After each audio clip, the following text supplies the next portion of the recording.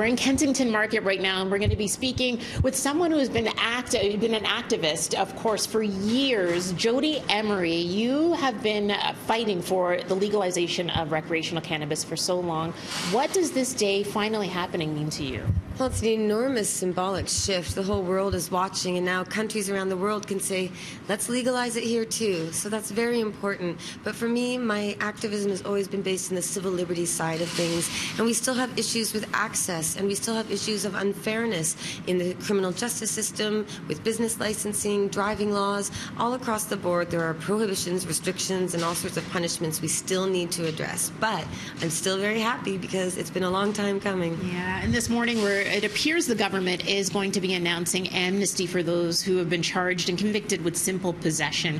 It's something else, it's something that you've been fighting for as well. Yes, for years I've been campaigning for a marijuana moratorium, just stop the arrests now. But at least we're having today an announcement of some kind saying that possession of under 30 grams will be pardoned. I hope those are free pardons because pardons are expensive, and there are a lot of people who can't afford that process. And I'd like to look at amnesty for all of the peaceful, nonviolent criminal record holders like myself. I'm a trafficker on the big end of the scale, even though I only operated dispensaries for 2 months out of 15 years of activism, or 2 years of that for our dispensary franchise. So here we are on the outside looking in, hoping to get legal and licensed, and that's why I've got this new coffee shop with a hemp theme in all the design, but I want to be a legal recreational store too. Hey, and speaking of that, we know that right now you can only buy cannabis online on those websites. Do you think that there will be a shift to people buying that legal cannabis online rather than going through the people they used to buy from before it was legal? Well, medical cannabis laws have always pushed the way, and one of the charter challenges in court that we win on is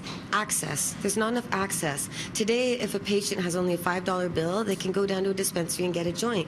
But if you have to have a credit card with money on it and a mailing address and permanent housing, go online to a government website, there are all sorts of issues with access and cost.